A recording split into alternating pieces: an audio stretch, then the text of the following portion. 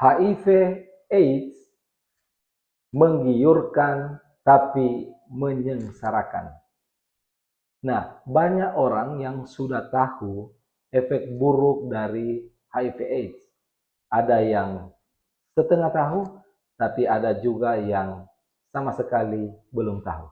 Saat ini kita kembali mengrefresh ya, atau merewind, mengingat kembali apa HIV AIDS itu sendiri. Ini dua hal yang berbeda ya. HIV itu sendiri adalah Human Immunodeficiency Virus atau virus yang menyerang sistem kekebalan manusia itu sendiri. Yang apabila ini berlanjut terus, tidak diobati, maka akan terjadi sindrom klinik atau suatu keadaan klinis yang namanya adalah AIDS. Jadi ini merupakan hasil akhir atau keadaan akhir dari infeksi virus itu sendiri. Nah, dikatakan menggiurkan, kita tahu bersama bahwa penularan tersering adalah melalui hubungan langsung ya, hubungan seksual ya, cairan tubuh apapun, misalnya darah, sperma, atau cairan yang lainnya terkait dengan hubungan langsung ya, hubungan seksual. Kemudian bisa juga lewat suntikan ya, alat suntik dilakukan atau dipakai bersama yang tidak steril pada mereka yang sudah terkontaminasi virus itu sendiri. Kemudian dia akan memberikan efek atau gejala klinik fase akut, kita namakan fase akut, hampir sama dengan gejala virus lainnya. Rasa tidak enak, panas, kelelahan. Fase akut ini bisa bertahan ya 1-2 minggu karena kekebalan tubuh yang baik, kemudian pemberian obat ya, karena keluhannya ini ya, obat panas atau yang lain kita berikan, hilang gejalanya. Tetapi karena tidak diobati virusnya, maka dia akan masuk ke yang namanya fase laten.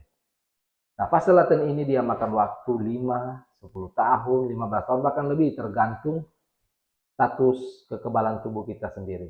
Tetapi pada fase laten ini, dia bisa menularkan ke orang lain.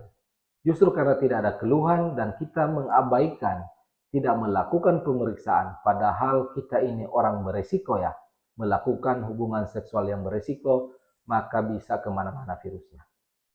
Nah, nanti pada suatu saat, ketika ini tidak diobati, tidak ditangani dengan baik, akan muncullah sindrom klinik atau gejala-gejala klinik, kumpulan gejala yang namanya adalah AIDS itu sendiri. Jadi ini merupakan stadium akhir ya. Nah, pada stadium akhir ini biasanya mereka baru datang kontrol ya, ke dokter maupun ke fasilitas kesehatan. Sehingga flu yang harusnya cepat membaik pada orang normal ini menjadi sesuatu yang berat pada mereka dengan HIV AIDS. Kemudian bisa terjadi TBC, mudah kena TBC, pneumonia ya. Bahkan bisa sampai terjadi infeksi di otak yang berat, bahkan sampai kematian. Menggiurkan tapi menyengsarakan. Kita kembali diingatkan dengan kata-kata ini. Beberapa video sebelumnya ya, sudah mengingatkan terkait juga dengan masalah ekonomi. Jadi pilihan ada pada kita.